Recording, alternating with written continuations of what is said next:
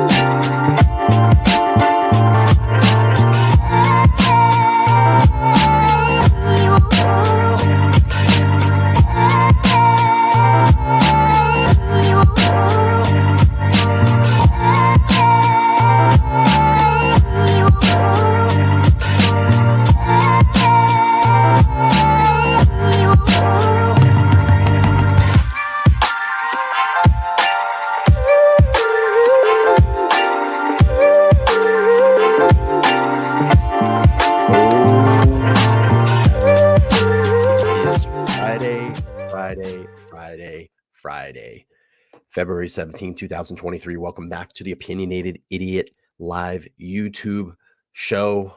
I'm back, baby. Feeling a little bit under the weather. Got a little hoarse in the throat. Had a cold the last couple days, but I cannot leave you guys alone. I have to be back here. I have to stream. We have lots of stuff to talk about. One thing that I'm going to do and talk about, and I will continue to talk about on this channel until the truth is told, until the truth is spoken about, until this federal government does something about it. Hashtag Ohio chemical disaster. Hashtag Ohio chemical disaster. I'm going to continue to talk about this. And I am appalled that this federal government is doing nothing about it right now. The Joe Biden administration is failing the people of Ohio right now. But that's for another day, my friends. That's for another day. Let me check my notes. Tonight, we're going to get into Brian Kohberger's behavior towards women that have sparked a probe. I have some Banfeld segments we're going to go through. Does Brian Kohberger have an ethical conflict in representation? Public defender Ann Taylor, assigned to represent Brian Kohberger, previously represented 3 of the parents of the 2 victims. We're going to talk about that.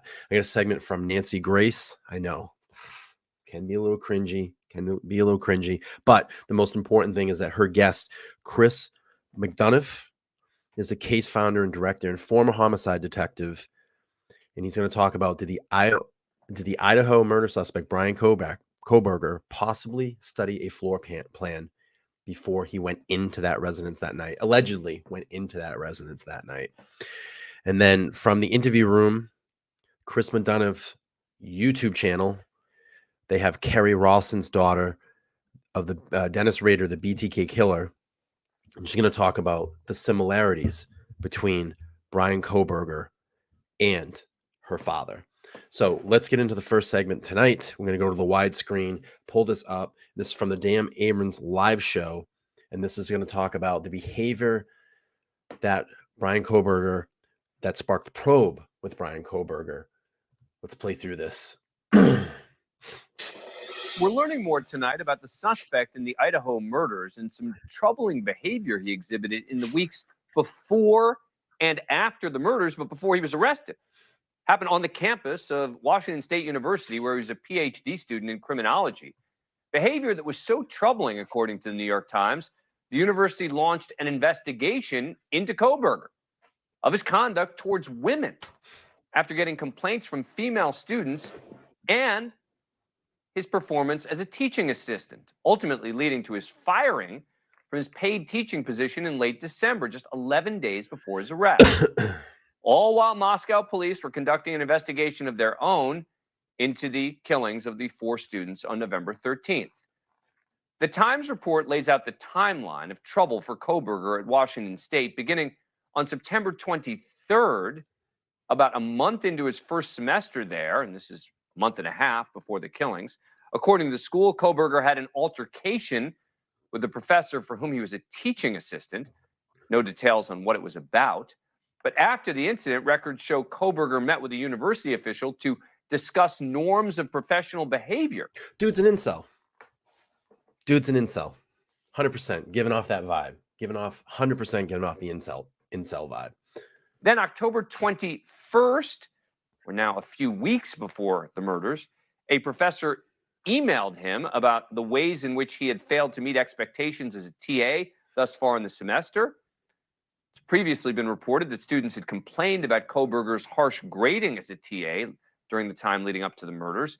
November 2nd, 11 days before, department leaders met with Kohberger to discuss an improvement plan. I mean, you can see the anger that's been building inside of this guy. You know, all the signs are there. The dude definitely has incel vibes. 100%.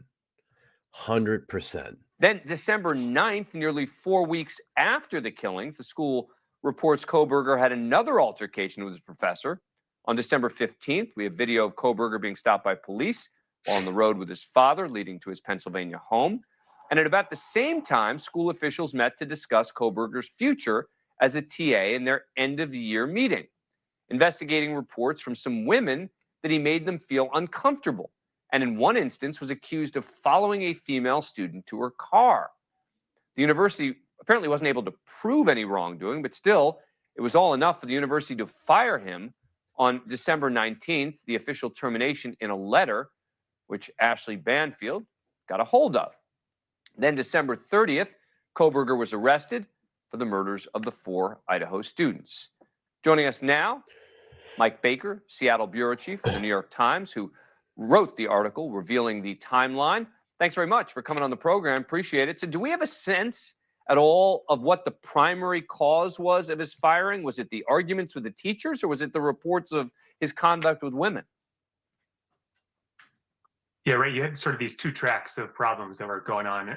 As we understand, the issues with the women they determined was not founded. They couldn't conclude any wrongdoing. So that ended up not being a factor in their decision to fire him. What ended up being the major factor was going through the recent history with him of problems that he had with his professors and other superiors there, including 2 altercations. We had been told. I still look at him when I see him and I see videos of him.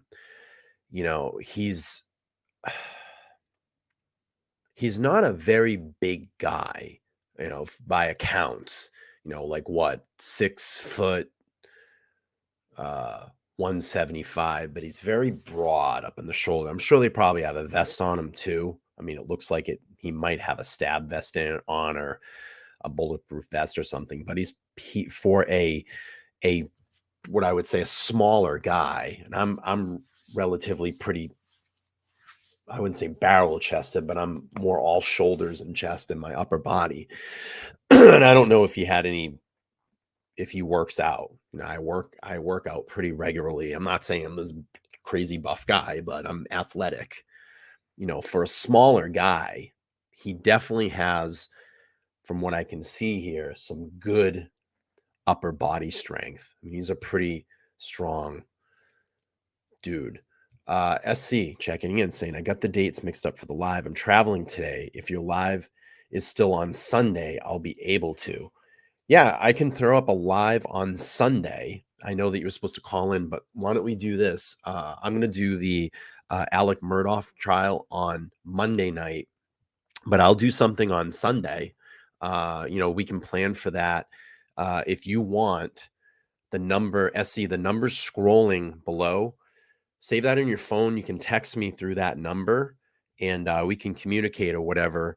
And you can just basically give me a little bit of a rundown, you know, what you want to talk about. And what I can do is we'll set up a live stream on Sunday. You can just come over and join. I don't know if you have the capability to, you know, I don't know if you want to just call in, or if you want to, you know, come live. I can also drop you the link. If you don't want to show your face, that's perfectly fine. You can turn off your camera and just do your voice, whatever way, you know, communicate me. You have my email address is scrolling at the below as well. It's theopinionatedidiot@gmail.com. And also you have the telephone number. So if you want to text or communicate via Gmail or email, God, I sounded really old right there. Communicate with me through my Gmail. We'll set something up and have you talk about your similar situation.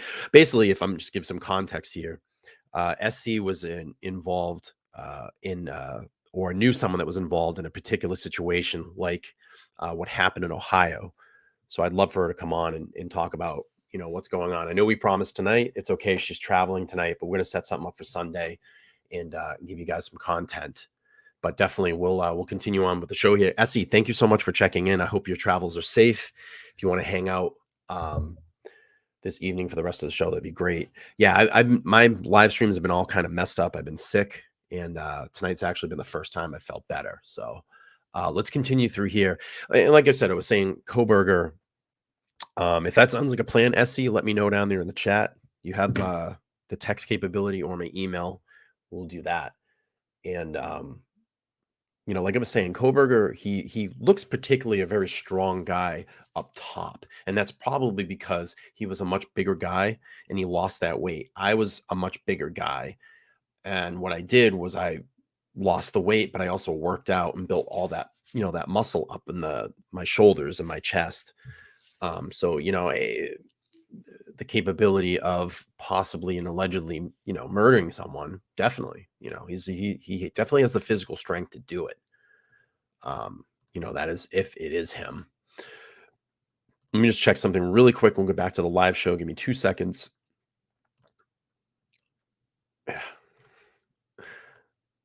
And okay, we'll get back to the live show here. So let's keep playing through this video. Let's go. From a couple of sources familiar with what was going on, that these were verbal altercations with a professor, and that sort of a standard of behavior of being a professional in the workplace was the kind of thing they were considering at that end of the year meeting in deciding whether to cut his funding and eliminate him as a teaching assistant. Considering how scrutinized this case has been, I'm sort of stunned that a lot of this information is only coming out now. Was it tough information to uncover? Can you talk at all about how you were able to get it? Yeah, it's been tough to get to. The university has not given any indication that this kind of thing was going on behind the scenes. Their statements were essentially that he finished out his semester there in December, and they helped law enforcement search his office at the time of his arrest. And other than that, they haven't discussed it. Their position right now is that federal privacy law essentially prohibits them from talking about the details of his time at WSU. Even though, he was a teaching assistant, he was in a position of leading some of these students. And so we're hoping to get more records eventually under that premise that he was effectively working there. Any other suggestion that there may be other troubling behavior that Kohberger exhibited at the school? You talked a little bit about it. There were a lot of concerns among students about the type of grading he was doing, how harsh he was. And then there was the aspects of concerns about women. Thank you for watching. Go to News All Nation now. That was a small segment there, basically talking about, Kohberger's action towards women. It's, definitely has the incel vibe there going on. I really like the coverage that News Nation continues to do on this particular subject because, there's not really a lot of activity on it right now. So a lot of things are being, dormant, but, we're going to continue to talk about it here on this channel because it's, we got a long time before that trial in June. Hopefully that trial in June, and we get to see a little bit more of, what's actually going on. The thing I was just thinking about today too is that, a lot of people go back and say, there's not all this sufficient evidence in this case. There's not so much. And, I've talked about this a bunch of times, but I was watching some of the Alec Murdaugh trial today, and just the intricate detail that they were laying out of just where his Alec's GPS was locating. And they literally were breaking it down slide by slide, minute by minute, location by location. Where it was pinging, what towers it was going off of, and they had a detailed map of. You're going to see a lot of that in this Kohberger case if this goes to trial. And that's and you're going to find out when you read a blanket statement, you read a blanket news article, you're just going to get little blips and blurbs of what's actually going on. But when you see something go to trial, there's so much stuff that comes out. I'm hearing things in that Alec.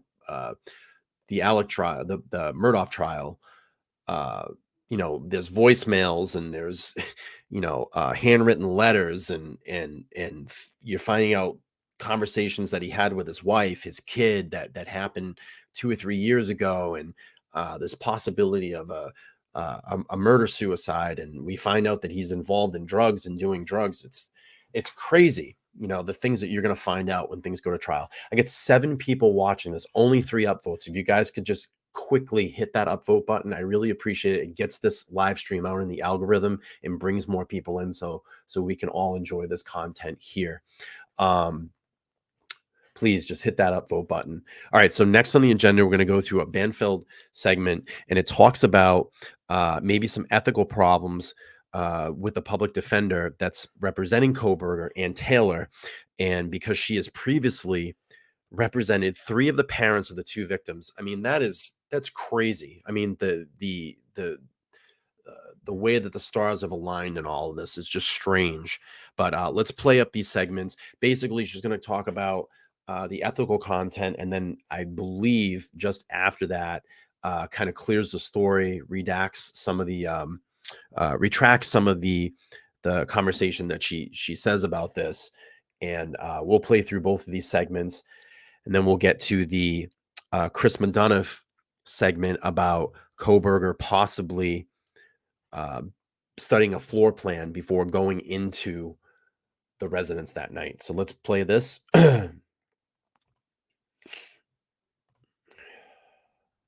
Hang on one second. Let me just pull these up real quick. All right. From Banfield. Let's play this. I know somebody else who gets a little agita when it comes to this. And that's Mark Garagos. And the reason I know Mark Garagos gets agita with it is because he has a lot of high-profile cases in his past. He's here to help me break this all down. Of course, you know him. He's a criminal defense attorney. He's the co-host of the podcast Reasonable Doubt with Adam Carolla. So Garagos, I said there were 2 issues that I found in this whole conflict when it came to Ann Taylor and the 3 parents. Number 1 was that they have to be okay with it, and clearly Kara Kernodle is not. But then number 2, they have to be notified. And that didn't happen either, at least in Kara Kernodle's case. So I want to get you to weigh in on this news, Mark, that they've had this meeting. They've gone through this review process and no conflict, the judges determined. What are your thoughts? Well, I sent you the other day, Ashley, a op-ed piece that somebody had done in which they had basically analyzed the ethical rule here without giving you any credit whatsoever, by the way, and had said that there really was no ethical conflict. And real quick, if anybody doesn't know, this public defender actually defended Xana Kernodle's mother in a arrest for drugs. She was arrested for drugs, and Brian Kohberger's public defender actually defended her in that trial. So this is why this is just so strange and so weird. That's why there may be some ethical differences. But I when I went on to actually find out, what we're going to see here is that the judge actually had some conversations with Ann Taylor, that public defender, and kind of cleared up all of those issues. So let's keep playing through here. Couldn't actually disagree more with the analysis. Number 1, I think you've pointed out one key thing, which is you can't do this absent a knowing waiver by the clients. And why do I say clients? Both the current client, who is the young man who was accused of these horrific crimes, and the parents of the victims of these crimes. Now, the one part I will take issue with, and you know that I agree with you on gag orders. I always think gag orders have been inverted. We talked about this the other night. Originally, gag orders were instituted in Shepard v. Maxwell, which was F. Lee Bailey's case back in the 50s, which later became the model for the fugitive. But they were originally to protect the defense. It's been perverted. It now is something that harms the defense, in my opinion. But when the lawyer, Ann Taylor, goes into chambers in camera, meaning she and the judge talk privately, I understand that. I've done that many a times. I will tell you when I've done it in many murder cases when a client wants to get on the stand and it may be against my advice. Hypothetically, I might go into chambers with just the client and tell the judge this is against my advice, but it's their choice. So I can understand that. You don't want to violate the attorney-client privilege or at least let the prosecutor hear it. In this case, I understand that. What I don't understand is how there can be a knowing waiver by the victim's parents, Right. because I just don't think that there is any way possible that there isn't going to be a discussion of that house, the use of drugs, and people going in and out. I just find that entirely too hard to believe.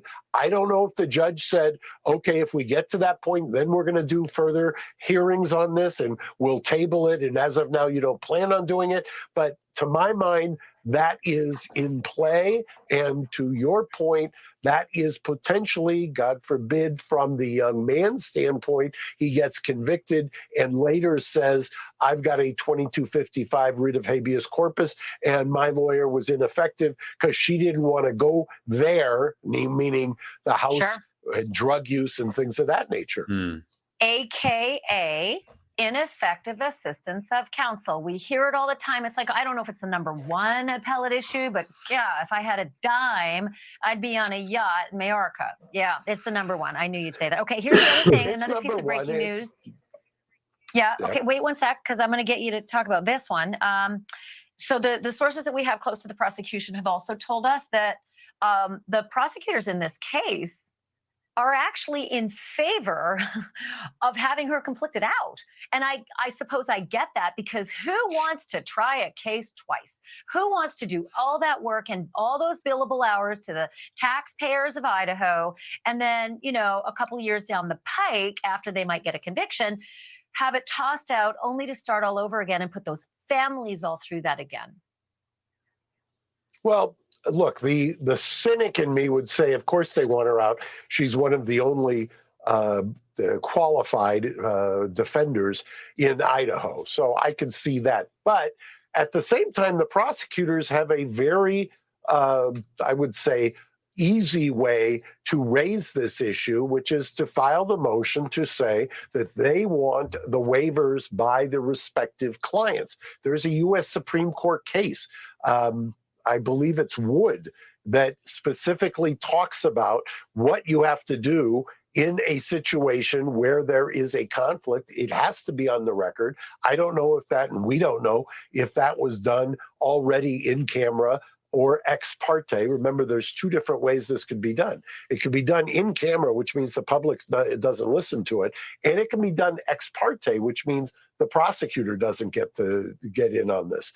Or it could be a hybrid of the two. But I would be shocked if the prosecutor hasn't at least filed the motion, maybe redacting what they think or what they think they know. But I'm surprised that so far, and I haven't checked the docket, maybe it's been done, that they haven't filed for this, because the U.S. Supreme Court generally counsels that you do this. Thank you for watching. All right, so we had that segment there. And then there was another segment that she came back live and actually cleared some of the ethics issues up. And let's play that really quick. And then we're going to get into kind of the meat of the bone tonight with Cold Case founder, director, and former homicide detective Chris McDonough of the Interview Room YouTube channel. He's going to talk about, did possibly the suspect Brian Kohberger study a floor plan before going into the King Road residence that evening? Then also on his channel, he had Kerry Rawson, the daughter of the BTK killer, Dennis Rader. And she's going to talk about the similarities between Kohberger and her father. So let's hear this, and then we're going to go over to that Nancy Grace video. But tonight I'm coming back with some more exclusive material on the Idaho murder. So I hope you will stay through the next ensuing moments. I think this is one of the most important issues that has come across the radar in the Idaho murder case, because I like criminal procedure. I've been, kind of steeped in it for a long time, and I cannot stand when something gets overturned on appeal. I can't stand it because sometimes it's so preventable, right? Especially if you know in advance and you do something about it. We got And I 6 kind of people see something watching. You guys go percolating down there, here. hit The that experts know upvote better, button. and I they're really would having a appreciate it. field day arguing online Help about put this. this And so I know stream it's a out really into the important issue. algorithm. It's Thank it you has to so do with much for that conflict of upvote. I interest. I know we've appreciate talked that. about it before, but I have some breaking news on this tonight. So the issue has been Brian Kohberger's public defender, Ann Taylor, right? She showed up and walked into court with him the very first time. She's a very accomplished attorney. Holy cow. She's got some real scores under her belt, right? So It's a little scary. I'm going to be honest. This Ann Taylor scares me a little bit. This public defender. You know, she's very well known. She's been in some high profile cases. She's a good defense attorney. And I think the prosecution's going to have their hands full. I'm telling you, it's going to be a very, very, very, very interesting case. The way this gets kind of battled out in court through the prosecution and the defense. You know, for me, I'm hoping it does go to trial because it will leave a lot of material that we can talk about here. But it's going to be a big tug of war back and forth. I'm telling you, they're both going to be prepared. 7 people, just please make that upvote right there. Hit that she's upvote good. button. She's also a leader in the public defender's office. So looked like it was a pretty good match, especially for a case that was important as this. Could be a death penalty case. I'll repeat, could be a death. So we got a question from Miracle Landy Boy. Says, do you believe he did it? I think the Brent Kopak situation has just swept under the carpet when there's so much speculation of them knowing each other and him being in the army. So my you know, I've talked about this before. I think that the evidence against the suspect, Brian Kohberger, right now is really strong. You have a lot of circumstantial evidence, but you also have physical evidence too that's placing him at the scene of the crime. So it's going to be up to the defense to, you know, defend that. I've also say this on my channel as well too. Everybody in America has the right to due process, has the right to a fair trial. Also, you know, has the right to go through the judicial system, and people are always innocent until proven guilty. So I think that's why, you know, this is going to end up going to trial, and I think it's going to be from a, you know, true crime perspective, from a person like myself that loves watching courtroom, you know, I guess battles or courtroom activity. I think it's going to be, I don't want to say fun because I don't want to make this a fun situation, but very interesting. You know, as I really like watching trial. I like seeing what happens in trial. Mr. O'Brien checking in saying, greetings, everyone. Greetings to you, sir. Let's keep playing through this video. And for the new people that just dropped in, we're going to get to the meat of the bone here in a second. I know.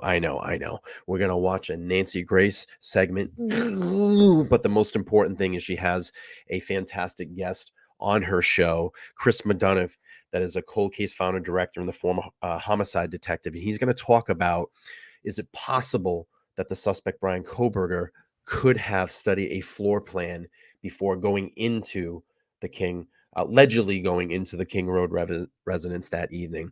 Also, I'm going to have another video that we're going to pull up, and it's Kerry Rawson's daughter of Dennis Rader, the BTK killer, and she's going to talk about the similarities between Brian Kohberger and BTK. So let's keep playing through. Penalty case. You have to have a star, but you have to have a clean Great point, star. O'Brien. Someone who has no conflicts in her past representations. And along came I did the some fact videos on that. she had indeed represented O'Brien, you can go back and watch that. The mother about the time of Carol that it possibly could take to kill 4 people. It's not actually a very long time to be honest with you. And you can go back and search through my channel. You'll see videos up there. But great conversation. Kernodle, one of the great alleged question. victims of Brian Kohberger, her client. And then 2 other parents of the victims.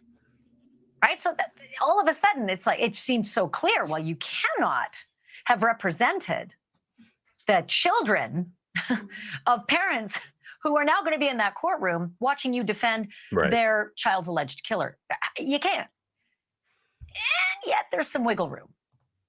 But with all of the conflagration that happened, it turns out now there has been a meeting. Awesome, dude. And we have Appreciate sources you. close to the prosecution who have told us that Ann Taylor has had a meeting with the judge on this exact issue, the conflict of interest issue.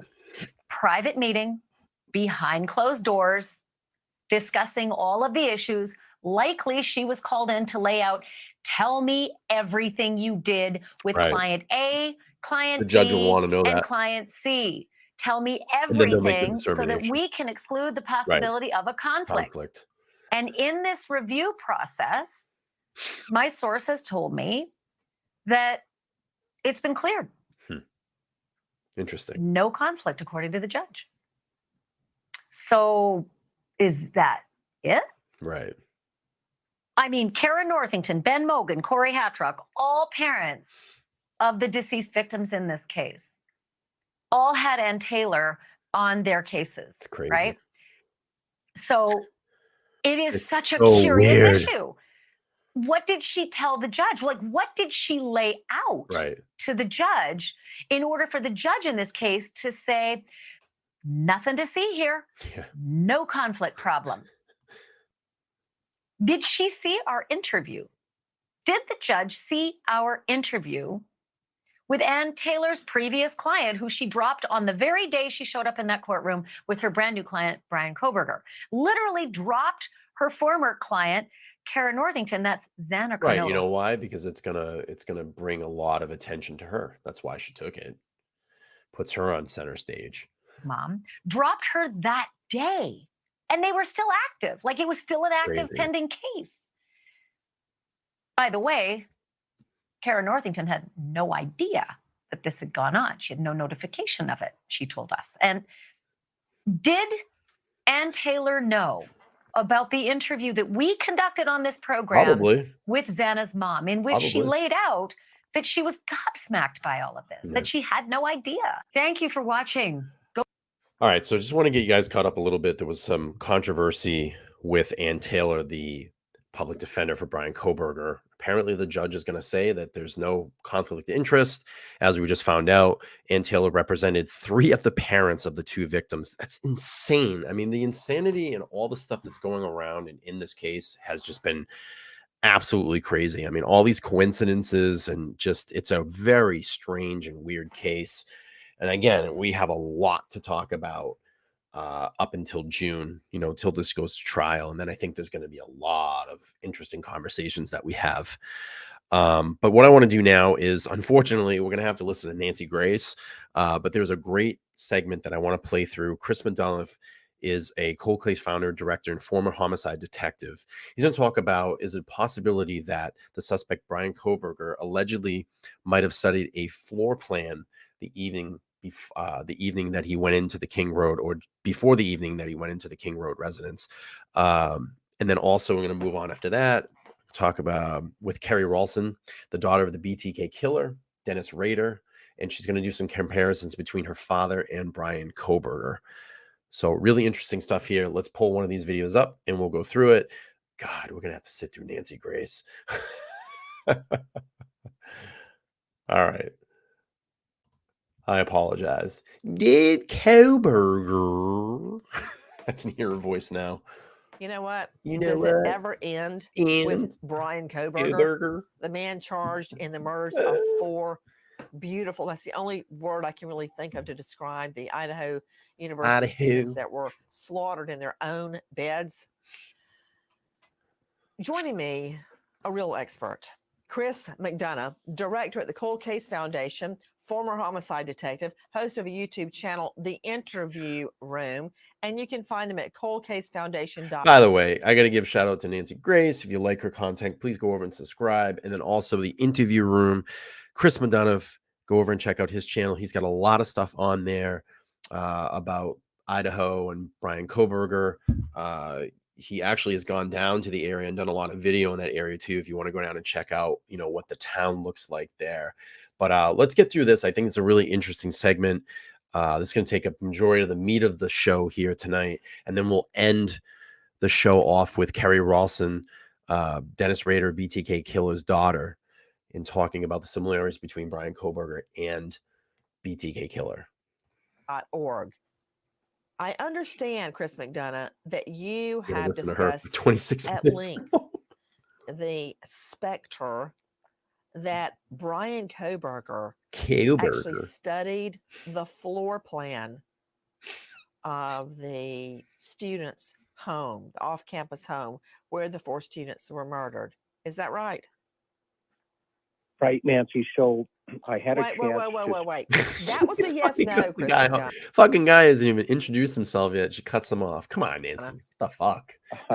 Have you spoken with an FBI Let the person? poor guy talk. Yes, absolutely. Okay, I just want to throw one question at you to start with. Okay, Chris McDonough.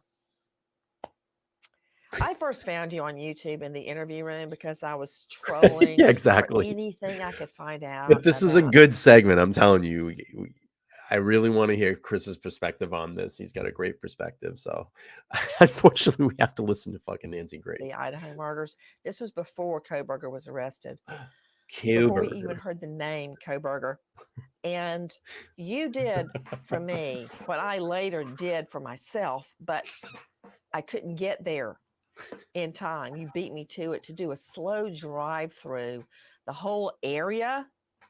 And you did it just the way I would want to do it myself, which I did later do, going at about literally 2 miles an hour. I'm sure you had a whole convoy behind you, Chris McDonough. You were driving along the main street and talking, describing what you were seeing, I know. pointing the camera at it, Jeez, man. turning Let the guy left, talk, remember right, that Casey? gas station, Jeez. going up into the neighborhood where the 4 students were murdered. I gotta say this though, it's crazy. I heard several people have driven the route that allegedly Kohberger drove that night, and I think Nancy actually talks about it here because she actually drove the route too. And they said when you get out, past King Road and out into that open fields where his cell phone was pinging allegedly, it's very dark out there. There's no street lights. There's no nothing. It's almost like no light pollution out there. And, to think, is that where, this murder weapon could be? Is this where the clothing could be that he wore? I mean, I would think by now they're probably still continuing to search that area. I think there's been some rumors that possibly there's I believe a lake or a river that's near there that this could have been discarded in. But yeah, it's a very desolate, not well lit area that he allegedly drove through for about 25 minutes. Out everything we would want to see, a traffic light, a stop sign, a camera, a surveillance camera, just everything was That's the $1 wonderful. million That's how I question, found Chris Mike. McDonough. That's the $1 Now, million Chris question. McDonough, how long And were I'm you going to tell homicide- you, like I said, you have the PCA, you have the search warrant, you have, some limited news articles that's been written. I'm telling you, when this goes to trial, they're going to find out what all of this connection is. As of right now, we know that he was following 3 of the girls on Instagram. His account now has been deleted, but that has been confirmed before his account was deleted. I think this dude's just like an incel. He just hates women. We do know that 2 of the girls worked at a vegan restaurant. Possibly he could have been there. He saw them. started following them or researched, started following them Instagram, and just became angry at the fact that maybe he couldn't get, a woman like this. There's also been rumors out there that he's been to the house before, maybe at a party. There's the drug connection, the possible drug connection. So right now, that's the $1 million question, the $1 billion question. Like, what is the connection? But we'll play on. Detective Chris? 13 years, Nancy. Oh, man. Okay. Then you're going to get my next question. I've prosecuted a lot of crimes, literally thousands and thousands. Very rarely do you see a criminal use the old noodle, the noggin, the brain. And I'm thinking about Kohberger looking up the floor plan of the home on King Road before he went in and murdered everyone. I mean, you got to think though too, Mike, when they get those cell phones and they subpoena all those cell phone, his cell phone, they go through his computer, you're going to see the forensic DNA of both those devices, and you know how we are with our phones. We're constantly on our phones. We're constantly on an app or sending a text or an email, videos, photographs. We haven't even had privilege to that information. Maybe there is a smoking gun on one of these devices, on his computer, maybe he searched, how to kill someone or whatever. I mean, that's going to be the smoking gun when we hear, possibly if we hear any of that type of information. So keep that in the back of your mind. We still haven't heard hardly anything in this case yet. And unfortunately, because of the gag order, we won't until this goes to trial. Because normally criminals just barrel all up in there and let the chips fall where they may. They don't think it through. Believe me, I'm not congratulating him. I'm stunned, and it makes him even creepier. Not a technical legal term, but it makes him even creepier in my mind. Okay, now I've teed it up. Hit it, man. Well, The guy hasn't even talked yet. Again, it goes back to how methodical 3 minutes. He potentially could be. So the belief is, and so I talked to a guy named Greg Cooper, who's a former BAU. He was the chief of the behavior science unit. There is a belief that Behavior the behavior Science Unit, BSU. BAU, Behavior Analysis Unit. Hold on. You throw some FBI jargon at me. Behavioral Analysis Unit. Now, most people don't know how to just and call up the FBI Behavioral Analysis Unit. How did you, A, get their number, and B, get them to call back? Yeah, so Greg and I go back many years, and what we talked about was, is it, with as much research as he was putting into pre-incident $2 super chat from events, One Up. i.e. surveillance, The stream, keep around the up the community, good work. around the house, The all the opinionated pings, idiot. the Thank 12 you so pings much. that come back to his phone. Appreciate that. We'll give Is it possible One Up that a bell he was also that. taking a look on the internet in relationship to that particular target set, the 1122? Okay, what did you just say? Remember, dummy down for me, Right. man. Regular people talk. Okay, Are you trying to say, did he look at a floor plan? yes. And what tools would he have used to do that was the thought, right? Mhm. So real quick, let me get to this chat. Casey says, I think this is not Brian's first obsession, just my opinion, but I think he's probably stalked others before and gotten away with it. I think he's well practiced in stalking women. She also says, whether that's physical, in person, or online, I think this is not new behavior for him. And O'Brien definitely agrees, and I agree as well. There's also some rumors out there that, maybe this is not his first, allegedly his first murder. He might have some connections. You got to go back now and start looking. Look at the area that he lived in. Look in Pennsylvania. Is there similarities in any cases out there that we're seeing with Idaho. So those are things that you have to start thinking about and looking at as well. So the belief is that Zillow. I'm trying to take notes. Okay, I don't know shorthand. What tools did he use? He used to do this. Hey, got a question for you. Aren't a lot of building plans filed somewhere? I've never had to look up. Oh, wait, I did have to look up a building plan once for a bank robbery. But as it turned out, my bank robber was dyslexic and he did a robbery note. That's funny. So I didn't need all that That is kinda background funny, to actually. get a jury conviction because we did the handwriting comparison and he twisted all his letters. Like instead of N-A-N-C-Y, he put N-A-C-N-Y or what? He twisted letters Pretty good. all the way through his handwriting comparison. So I never even had to use my, all the floor plans I got for the bank. But isn't there somewhere where all of that is filed, or are those just public buildings? Yeah, most of that can be filed at usually the city engineering or planning departments. Yeah. Whenever contractors pull permits for building, they have to also submit blueprints, and those blueprints are typically kept on file by a municipality. See, I'm going to make you but with the digital age here, the a belief moderator. was that So he was welcome utilizing to the moderating realtor.com, those a types of moderator.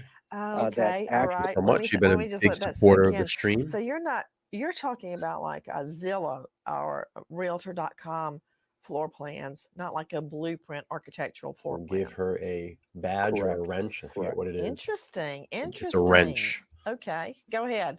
I like what you're saying, but I just have to, if I'm going to write it all down, it takes me a minute. Go ahead. Yes, we have no problem. So because the belief is, obviously, he was very comfortable with the environment. Evidence of, he was able to navigate very carefully, yet succinctly 100%. with inside of that residence.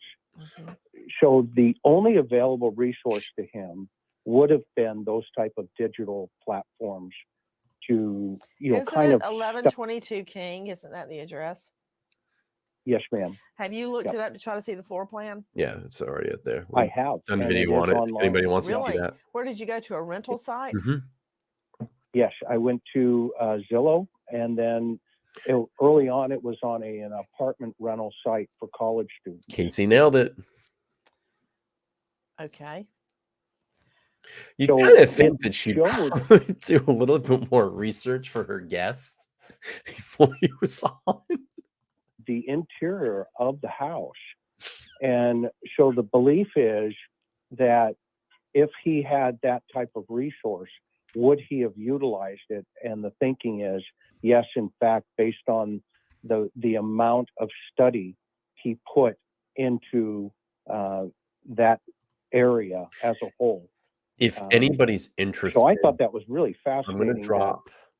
Not only was he. I'm going to drop this link in if you want to take a look at it. This is actually pretty cool. It's got the complete interior. This link I just dropped has the complete interior of the house and basically does a virtual walkthrough of what happened that night. And if you actually go into the closet area, it has tons of case files and information in there. I've done a virtual walkthrough of that home. And I have a video here on my page if you guys want to dip into my videos and check it out. But if you want to just kind of quickly run through it, you can click that link, which is pretty cool. Methodical, but this someone was did an outstanding job putting that together. Piece of the puzzle for his thought process. And another thing, you and I talked about how I kept referring to it as an almost cul-de-sac because it looks like someone is trying to make an O and then doesn't go all the way around to join it together. And the address is right there in the corner. Another thing that you first brought to my attention, which I learned later there in Moscow, you can see practically every room from the outside. I don't know that there's any room. Maybe there's a bathroom you can't see into, but you can see everything. I did some walkthrough of a video as well. Someone actually went out there and did some recording actually at night around the same time and just kind of give you a look. I mean, there's lights on everywhere out there. I mean, there's street lights, there's apartment lights, there's people that have their lights on at all hours of the night.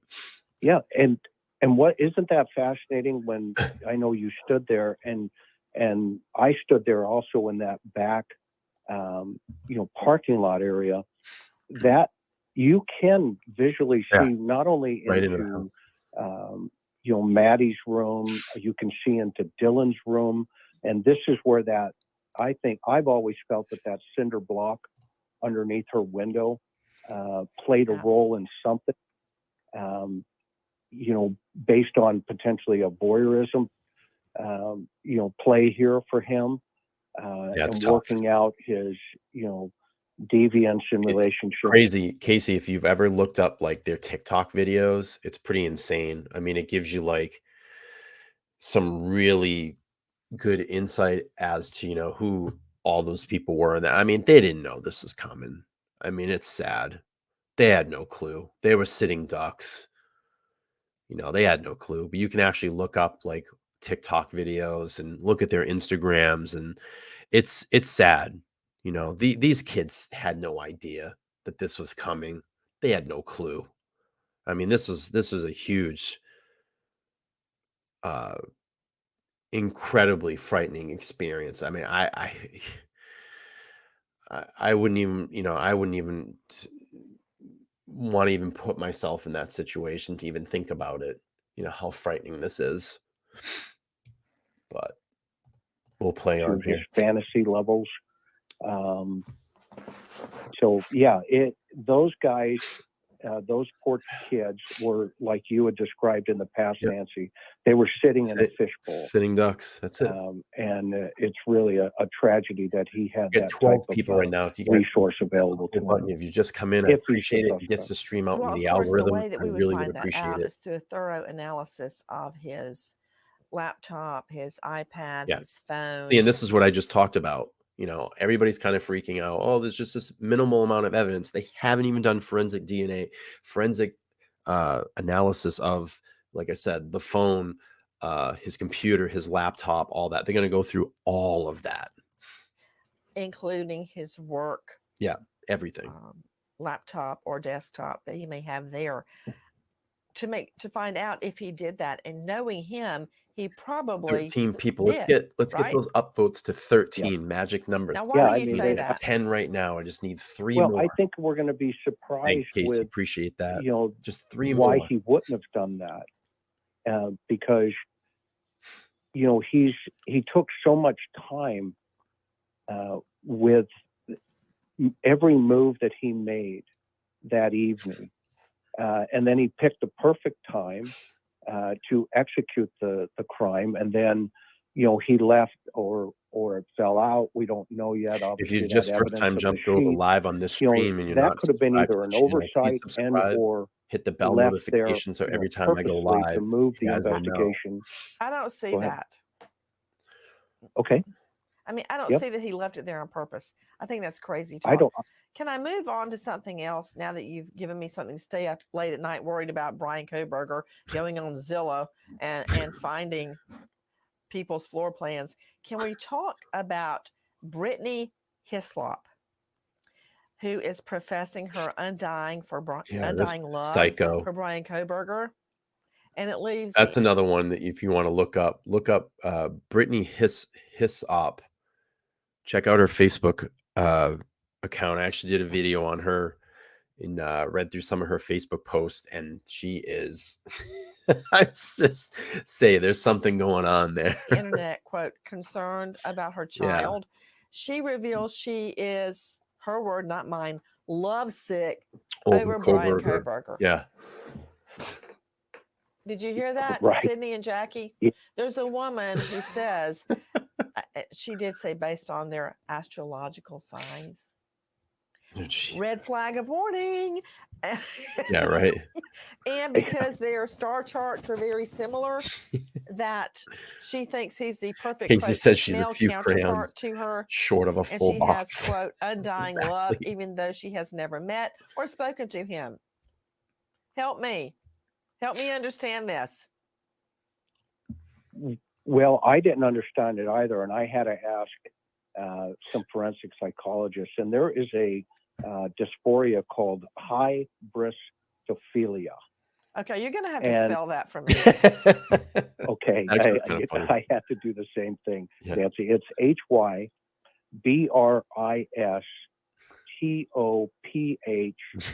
HYBRISTOPHILLA. Oh, Brian, I'm gonna do And something what for it you. is, You've it's been a hanging out. fantasy-based dysphoria with an attraction towards serial killers Oh, Brian, and got a or wrench. criminals. Just became a A moderator. Thank you so much fantasy-based for supporting. disorder Appreciate that. where you're attracted to serial killers and other criminals, or just serial killers? Both. It has all. It covers all gamuts of. criminal act- Hybristophilia, is that the name of it? Yes, ma'am. Okay, go ahead. And so he's apparently getting all types of, contact, fan base type of connection here from like Now, this young isn't lady. that an odd irony that before he allegedly committed the murders, he was frustrated because he couldn't get the attention of a woman, including so. possibly one or more of the victims. Yeah. And now he's getting unsolicited love letters. Can I quote you something? Okay. Her words, not mine. I don't know if Brian is or was single. Hello? Yes, he's single. I don't know if Brian is or was single when he supposedly. I'm gonna say this started off pretty bad, but it's actually it's not that bad now. We've gotten through our kind of blah, blah. The murders, but I wonder if he and I ever would have met. Yeah, this is crazy. This lady. If he would have liked me. Yes, lady, he'd like you.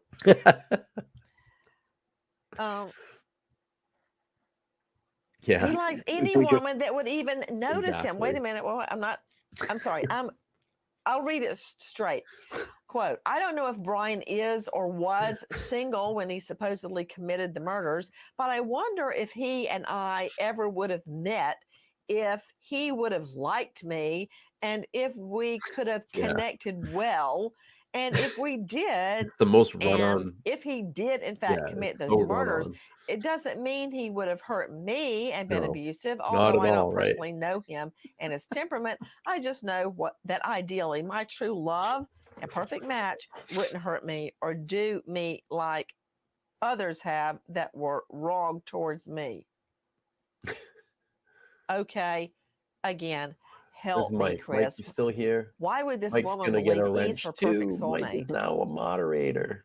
Mike's Nancy, that is order a of the channel mystery. too. I'm gonna hook Mike up. That even above my No, pay it's grade, a to watch, be honest but- with you, because you and I both know. I mean, here's a guy that's hanging around campus before the incidents, before the murders, and women are reporting him now that they're coming forward even more, which you and I talked about and predicted that we would start seeing, women coming forward saying, this guy was really odd. He would, he's staring at women to the point where they're following their gut instincts. Yeah. And they Hell out of there. walked away and they left him. And then, of course, now they're reporting, hey, this is the guy that was, the creepy guy that Right. I was, instinctively not feeling good about. And then the swing of that pendulum to the woman we're talking about here, I just don't understand it myself, to be honest. I've got to with you. give you another quote. We're never going to get to the other topics I had written down on the list. And that's all your fault, by the way, Chris McDonough. But let's blame Brittany Hislop for it. Okay, hold on. Her words. Word "My salad. love I kind of feel interest is bad named for Brian and is accused I kind of of feel murder. a Now, bit see, bad for her, but right wow, there, where's her family, man? there has Someone to be an needs alarm going to off in take your her head. internet away. There is something for a very, whole very wrong minute. with me. Exactly. My love interest is named Brian, and he's accused of murder. And I just wish to connect with him above anyone else. The 35-year-old Kentucky singleton, mother of a teen son, gushed in one of her many, many Facebook posts about Kohberger, She's whom crazy. she's never met. One way to describe my feelings for him over the last week or so is kind of like being lovesick. Okay, I agree with part of that, the sick part. She began posting publicly about her infatuation with Brian Kohberger Said he was just 5 days divine after he's masculine. arrested. I get an article in a Hislop, who place in the chat. repeatedly points to her and Kohberger's astrological You guys wanna signs, check just out so you know. The crazy And chick. this will probably make a big difference. Loves They're both Kohberger. Scorpios. And their birth From charts, Newsweek. explaining why he could be her, quote, divine Nine masculine masculine. counterpart. Yeah.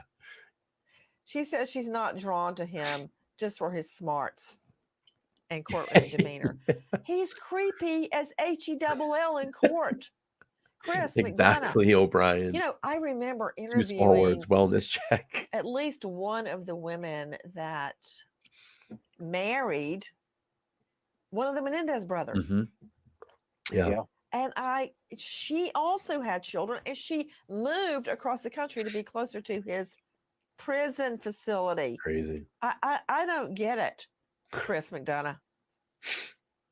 Yeah, and I think it's going to get worse, Nancy. I mean, these inmates now, even on death row, have access to digital, Yeah. tablets, and so it's going to open those avenues of communication even further. I know for a fact that certain people get communication online while on death row. You do know you still talk like a cop, right? Just saying. Sorry It's about neither good nor bad. I'm just telling you. I mean, I can Well, he was a former smell homicide you a detective. mile away. Hey, got another thing for you before we continue down our path of hybristophilia. uh Do you believe recovery of the murder weapon is critical to prosecuting this case? Because I do not. No. Sure, I'd like to have the murder weapon, Yeah. but We have the sheath and you the can DNA. prosecute a murder case without a body, much less without the weapon. Yeah. No, and I agree with you 100%. I think the weapon would be an added bonus, Yeah.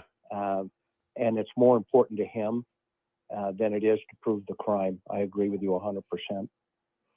You know, online, people are weighing in. You got to have the murder weapon. Got to have the No, murder you don't. weapon. I'm guessing a lot of them have never tried or investigated a Right. homicide case. Right. You don't always have the murder No, weapon. she's right. In fact, even remotely intelligent criminal will break down the gun and throw its parts in Right. different places. Will get rid of the knife. You know, of course we want the murder weapon, but how badly do you think it's going to hurt the state if we never find that weapon, Chris McDonough? I don't think it's going to hurt No. them due to the fact that you have the autopsy. And what I mean by that is that a knife was utilized. And if you can put him into that home, and it looks like the digital evidence is pointing to that DNA in the home, Right. then you got it. It's there. What at this juncture do you believe is the single most powerful evidence for the state? The sheath. Well, of course, the DNA on the sheath, on the but I think the digital evidence is going to be significant as well. And keep in mind, I've said this too. You haven't even heard about his car. I mean, the FBI is going to tear that thing apart and swab it everywhere.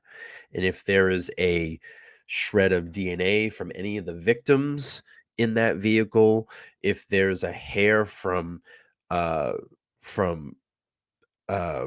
Kaylee's dog in that car, if there's a human hair from one of the victims, if there's skin cells from one of the victims, I mean, it's amazing the evidence in DNA that they can lift now. Any of those victims' personal, DNA is in that car. Open and shut case. Forensic footprint.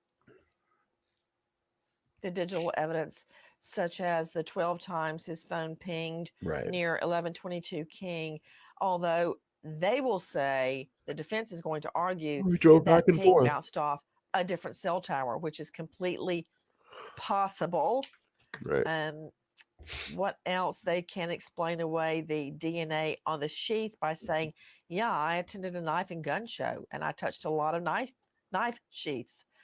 But what I find compelling is all of the evidence when you look at it in toto, in the totality, all together. Stop this real quick. Casey says, do you imagine the frustration the FBI was watching him clean that car before they got the arrest warrant passed by the judge? They must have been absolutely mortified.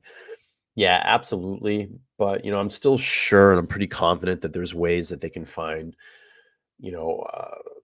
find things out. I think I've even seen spots where people have tried to clean blood with bleach and they use that chemical luminol, and luminol will still illuminate some blood trace. So even if you try to, cover it with bleach or what, cleaning solutions, they still can pull things with luminol. Together. Yeah, you can explain away one Luminol or two detects things, the presence McDonough, of but blood, when if you anybody start doesn't know what that piling is. on the Sorry, I have a evidence, cold. I had a cold the for last couple instance, of days, so we I'm very believe that he nasally. may have been stalking one or more of the You four guys just hit victims that upvote button. Let's get 2 more online, upvotes. Let's probably bring it on to 12. Insta, I'm at 10 right trying to now. communicate with Real them. quick.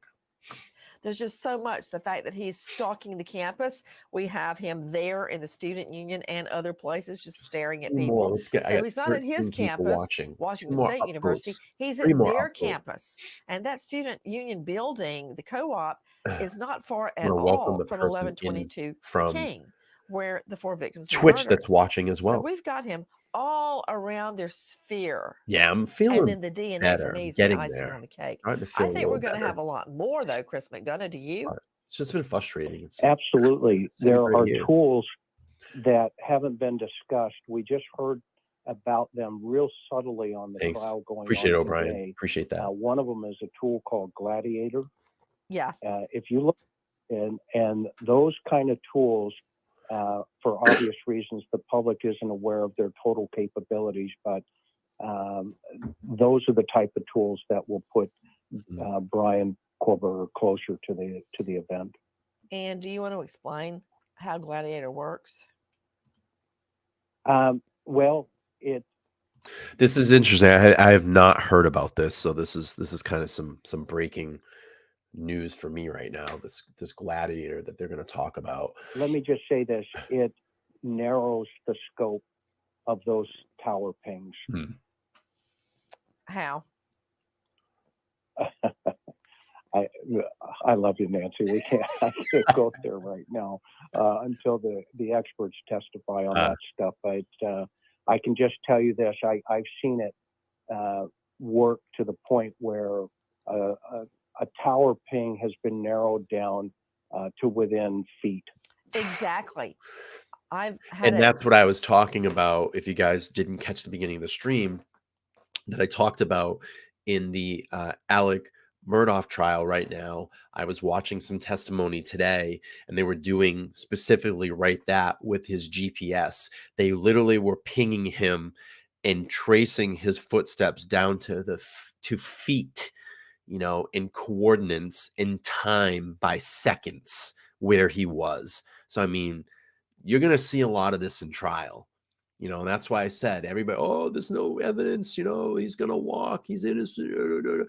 I'm telling you, there is so much evidence that we haven't seen or heard of yet.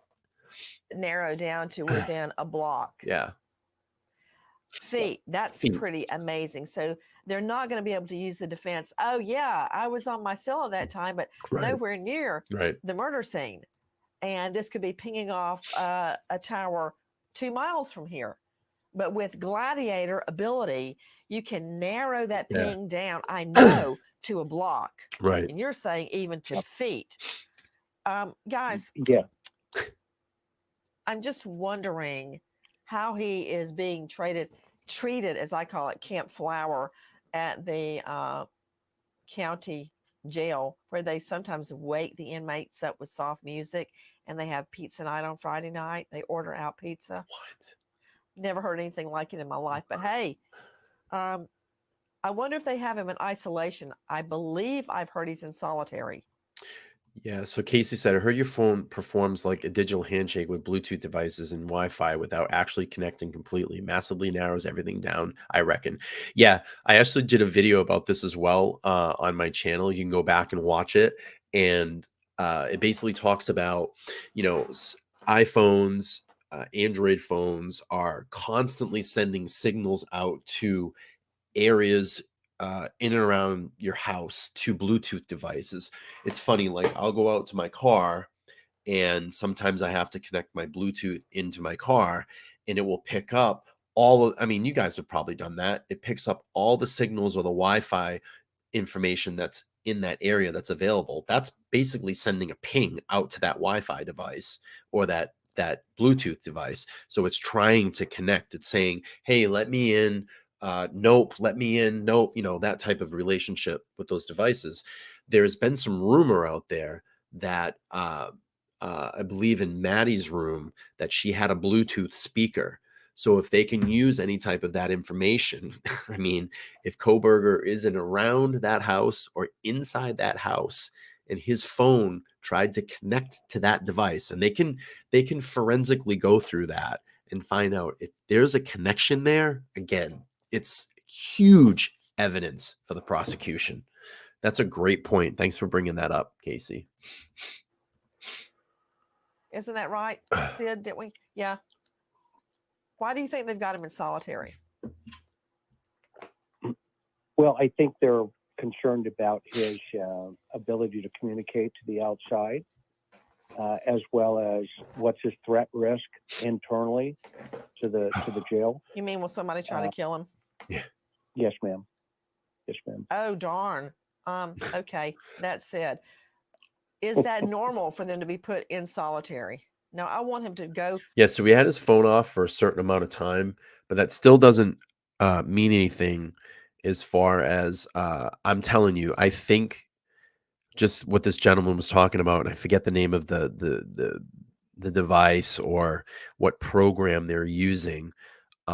Even though your phone is off, it still possibly could send a signal to try to connect to certain devices. So even just with that lost time, the 40 minutes or whatever it was that was off, it still doesn't matter, because if they just even show that his phone previous to that was connecting to some devices or whatever, it's still really good circumstantial evidence in this case. On trial, in a fair trial that's not going to be reversed, because he needs to have justice delivered to him in a court of law. So you believe it's in solitary for his own safety? Yeah, I think they put him in there just to keep him away from general population for his own safety, and then give him some time to think and process. And so I believe that that's a wise move currently. Well, thanks to you, Chris McDonough. I will never look at Zillow the same way again. Thank you for ruining that for me. Chris McDonough. You're welcome. We'll meet again. Thanks, buddy. Bye. All right. So that painfully was the Nancy Grace segment, but I thought we got a lot of great information out of Chris McDonough over on the Interview Room YouTube channel. And what I'm going to do is finish out. I got about a 15-minute video. We'll probably end this stream around 10:30 or so. And we'll call it a night. I appreciate all of you guys sticking around this evening. It's been a lot of fun seeing everybody chat. Casey, O'Brien, thank you so much for keeping everything, entertaining over here, asking questions and kind of, moving along with the stream. I know these get long sometimes, but I do appreciate all your support. So let's finish this out. Basically, the last video we're going to watch is on Chris McDonough's channel. It's from the Interview Room. And we're going to hear from Carrie Rawson, Rawson. She's the daughter of Dennis Rader, the BTK killer, serial killer. And she's going to talk about some similarities between Kohberger and her father. And I believe there was some rumor that Kohberger was either trying to and I don't know if this has been squashed yet, trying to communicate with her father or in some kind of way. But let's check out this video. We'll end up the stream after that. I'll kind of give you my final thought. All right, let's play this one out here.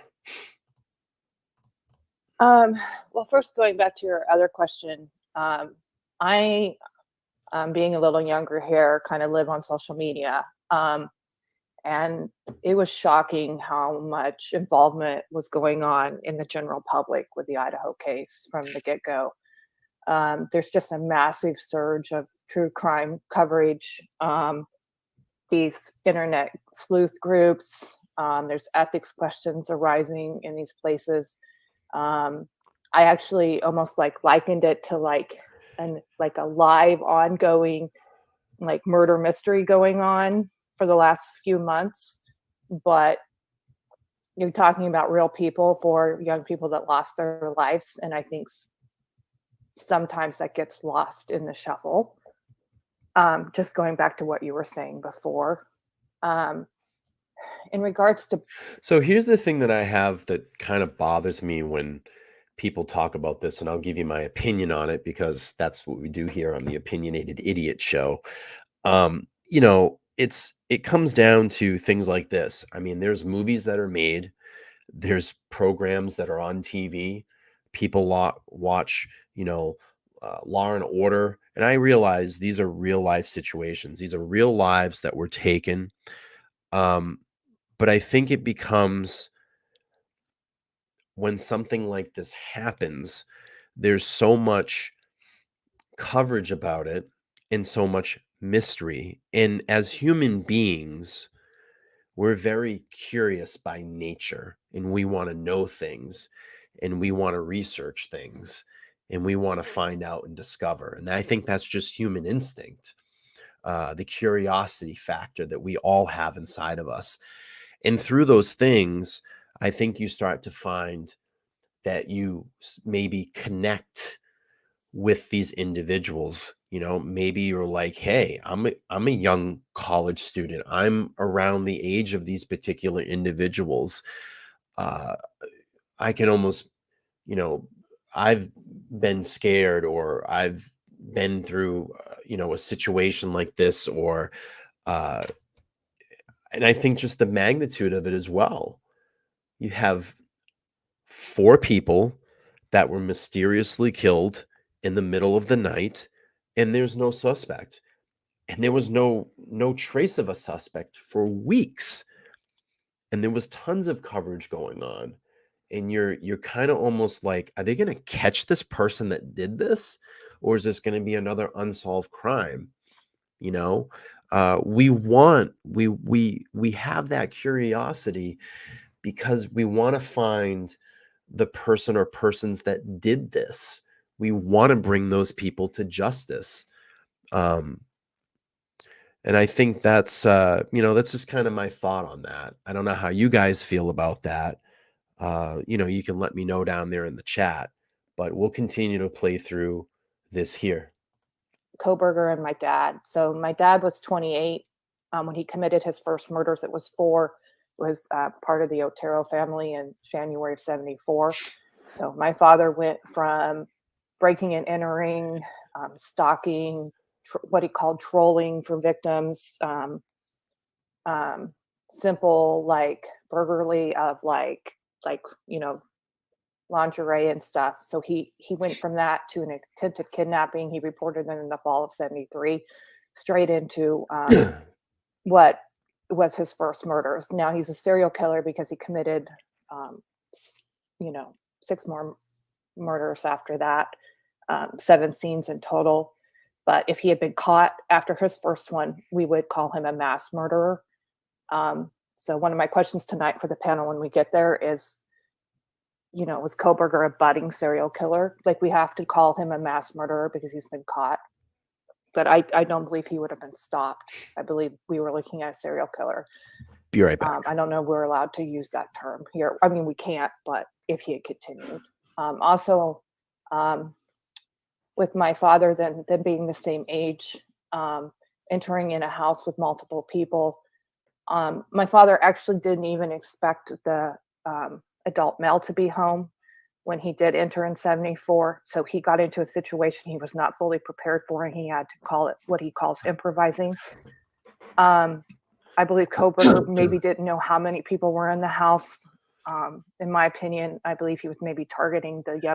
So Casey's just giving a answer to the question that I asked. She says it taps into many people's worst nightmares. Our brains try to fill in the gaps to almost soothe ourselves. Wild and crazy speculation doesn't help, though, long as it's respectful and constructive. And that's something that I've done here on this channel. Is I've treated everything that I talk about on this channel with respect. And I've been constructive in my conversations. And when I started to talk about this, I didn't go out on crazy conspiracy theories, things that might have gotten some of the channels in trouble. I get it. That's all clicks and views and all that shit. But I try to have very ethical conversations and just give my opinion. We're all right to our own opinion. We all have the right of the First Amendment in this country to speak our voice and speak our thoughts. And I try to keep it very adult over here. And, sometimes I might bring up some of those controversial things to have conversation about, but I didn't go in and say, oh, it was the guy that was in the hoodie, he was following them around, all that shit. It was the ex-boyfriend and all that. That's just basically playing Clue at that point. You have no fucking idea, but I really waited to talk until they, they had someone really narrowed down, and then come to find out it was Brian Kohberger. So, sorry, I'm very nasally. Casey says, yes, you're absolutely very much like that, and I appreciate that. I've seen some wild lives from some creators on YouTube and noped out real quick. Yeah, there's some good lives out there. I like the Drunk Turkey Show. I actually was a guest via a phone conversation one time when they first started talking about Idaho 4.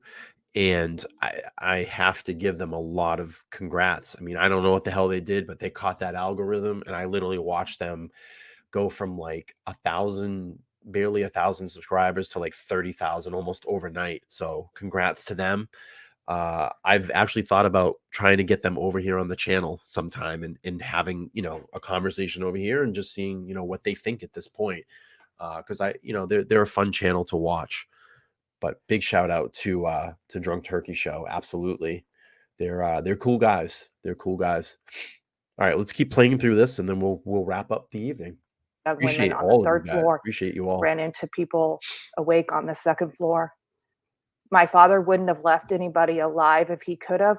He did have one person that watching right survived the now. second Just run hit in that upvote button down 74, there below, the thumbs up but button. that was not Real quick. intentional.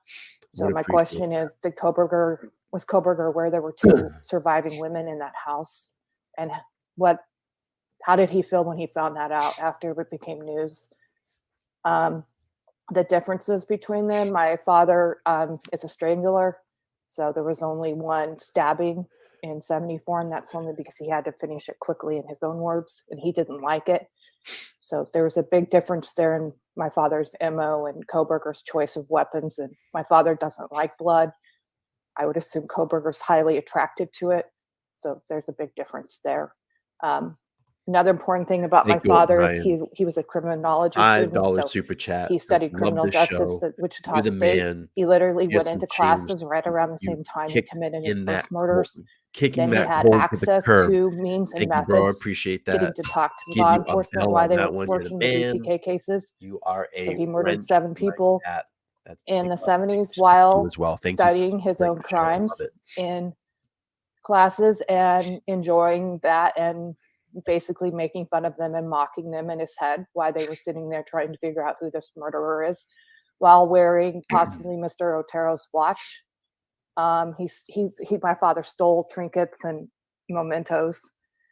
So he was walking around wearing Otero's watch. Yeah, that's interesting too. I wonder if Kohberger you know, if he did do these crimes, if he took any type of like memento or like a souvenir, because a lot of serial killers or mass murderers will do something like that to remember, you know, the situation. So that's very interesting too. I wonder if it's something like that has been found and brought into evidence yet. Oh God, imagine if he took like photos or something like that. Jeez. But that wouldn't really make sense because he wouldn't have enough time. Possibly But seen at the second murder. So that's another question I have. Did the law enforcement find anything in Kohberger's apartment, mementos? I would wow, assume it's so funny I possibly, just said that. but we're gonna have to see. Yeah. Yeah. So right after Kohberger was arrested, it came out that he studied under Dr. Catherine Ramsland in his undergrad and master's program at DeSales University in Pennsylvania. I deal with PTSD, one of the joys of my life, and I was relieved to hear that Kohberger had been arrested. I instantly was sort of back to my own 2005 arrest of my father and, you know, how that was handled. And then thinking of Kohberger's family and their no-knock warrant. And then when I heard the Ramsland connection, I got really ill, nauseated, and was dealing with active PTSD for about a day. I wasn't going to say anything publicly, and then it was kind of getting ahead of me in the media. And so I made a statement simply on Twitter. And then my life went nuts for a few weeks, and now here I am. I had concerns that Kohberger could have contacted my father via letters. It's very common for the general public to write my father. It can be common, especially with criminology students. So I had put that concern out there. So of course my father has access to TV and radio, newspapers. So TMC contacted my father through a jail app called Getting Out. I didn't even know my father had electronic communication. Wow. So as a victim, I had to process that. That That's took about a interesting. day. Finding out through the media, my father had electronic communication. Wow. I verified it, that it was actually, he does have access to this app. And my father said no, that he had not had contact with Kohberger. But he said he was sure Kohberger had studied him in class, which of course we know. I mean, especially under Dr. Ramsland Right. and her Dangerous Minds serial killer class, obviously my father would be studied. Ramsland's basically an expert on my father. And then my father wanted to make sure and point out that, you know, my family, that he loved my family very much, but we haven't been in contact. So he wanted to push that in there, you know, let everybody in the world know that, you know, because he's a narcissist. And then he mentioned he wanted to compare his own crimes to Kohberger's, and so Wow. he educated all of us in that way too. That's My wild. father is a sexual sadistic psychopath, pathological liar, and a narcissist. So whenever you're talking about my father, you need to keep those things in mind. Right. So giving my father a microphone, this is what happens very quickly, where he has to insert himself back in and bring up his own crimes and make sure people are paying attention to him. Wow. It's just my father. It's never been any different for my father. Thank you for your revealing your brutal soul honesty here in terms of what you've Right. been, you know, suffering all of these years. I think everybody on this panel, we understand that we don't understand what you've experienced, and nor could we ever. But we do understand that you have survived something that is of a depth that I don't think the human condition, unless you've been in it, is capable of quite, grasping, wrapping their mind around it. And, you know, thank you for your willingness to put it out there for a moment there, because I know that's not very easy.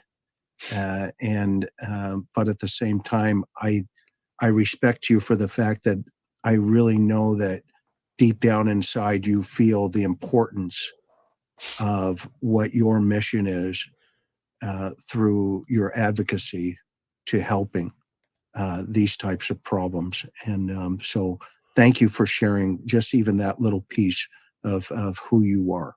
I'm grateful for that. Yeah. Well, it had been reported that Kohberger had moved to Washington by August because his first stalking incident was around the 22nd. But then 2020 had just run a special where somebody was doing haircuts on Kohberger. Huh. And she showed a screenshot that he had received a haircut as early as July 7th. Now, that's Wow. the earliest I had seen reported of first him I heard of being in that. Washington. I haven't seen that anywhere else. I was sure it was August. He would have graduated from DeSales. They had a walk in May, but they were in quarters. And so he was still finishing classes in June based on my research. So he wrapped up classes the end of June, about the 30th. So he maybe was out of Washington by the 7th. I did question that date. I haven't been able to authenticate if it was July or August, but we do know that he was there by August. One of my questions was, we found out that Washington State University has access to a crime lab with cameras. Now, there was a whole process to be able to access those cameras, a screening process, and signing in and signing out with locked doors. Fox News reported this.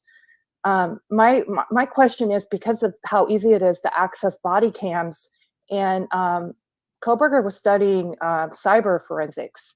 So I'm wondering, is it possible, could he have forwarded like FOIA body cams before the murders to stalk these women cyberly? I mean, that's one of my questions that's out there that we don't know, because I'm sure there would have to be records if he did, try to access these records, or did he get into that lab? We don't know. And another question then, going back to This is really fascinating. And I'm going to look and see if I can find more of this segment of the video. The only clip I could come up with this, maybe there is a fuller clip and we'll run through this, but this is, just hearing Carrie's account and the questions that she's asking is because she's been through this scenario, with her father. So she knows a lot about all of these, ways to forensically look into people or patterns that they were doing. She's very well educated on this case. I have to give her a lot of big ups on that. To Gary, did he travel out there in March possibly to visit the university or to apply to the PhD program? I don't think that's been answered. I do know he was taking some of his master's courses remotely, but he was also on campus because there's reports of him arguing with Dr. Ramslin and having access to the DeSales crime lab.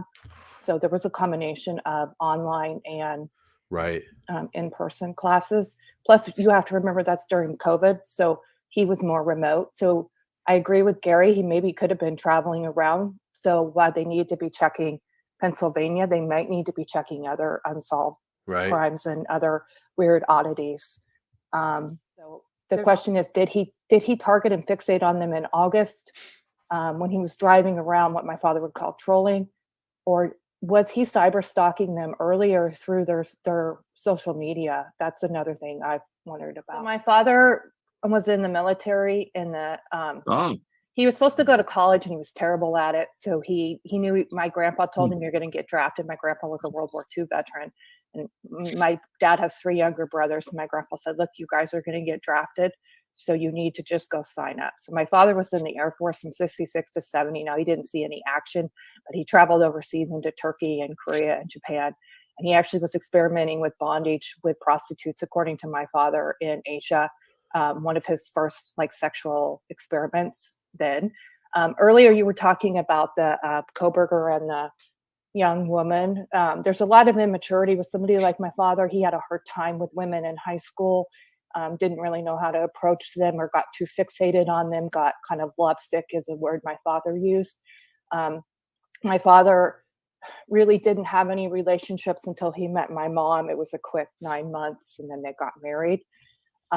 So my father did have what, as far as we know, is a natural, normal, almost and a loving relationship with my mom, but there is still an immaturity to my father.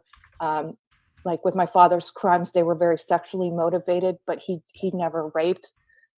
He would masturbate next to the victims after their deaths or while they were dying, but there wasn't like a penetration type rape or anything like that.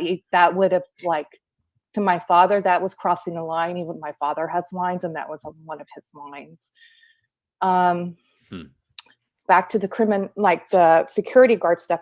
No, my father, after the military, my dad loved badges and uniforms. He just loved to, like, he loved to have a uniform, even if it was just to take the garbage out. It looked different than taking out the trash and walking the dog.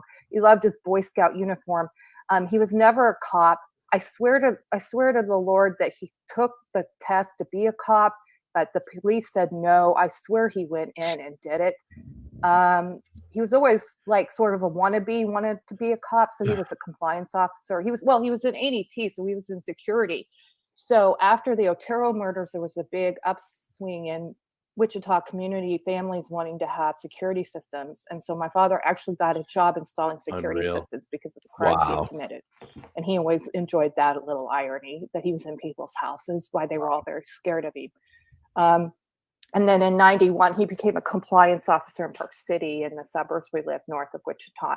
And he totally overhauled the whole thing. His uniform, he created a uniform and had a badge, and he had a nightstick and a knife, and he carried a shotgun in his truck. And he looked like something right out of, like, a country sheriff, like literally down to the brown uniform. And he worked down the hall from the cops. And then he kept all of his BTK binders and whatnot in his office down the hall from the cops, and thought that was all very fun too. D'Angelo, Golden State, he was a cop and a criminology student. So he's another big one that has that same sort of profile. Back to your question, did Kohberger, do I think that he went into criminology for what we call white hat purposes, or did he already know he had the chance to be a black hat? I think it was probably both. I know my father really wished he had just been a normal person. It was a huge struggle, like you were talking about, back to childhood, of kind of fighting off those demons and then finally just giving into them. And then once you cross that line, it gets easier and easier after that. So I do believe, based on what you're saying and what we know, Kohberger struggled with a lot of those same things that we know my father did and many of these type of predators. Wow. I could listen to Carrie talk for hours. She's very engaging, obviously very knowledgeable about the subject, and, like we like to say, knows her shit. But my friends, I think this is going to wrap up the show for this evening. My final thought is, we just keep peeling back the layers here. Absolutely, Casey. Absolutely. We're just keep peeling back the layers as this moves closer to hearings and trials. I try to just do as much sleuthing around as I can to find information on this particular case.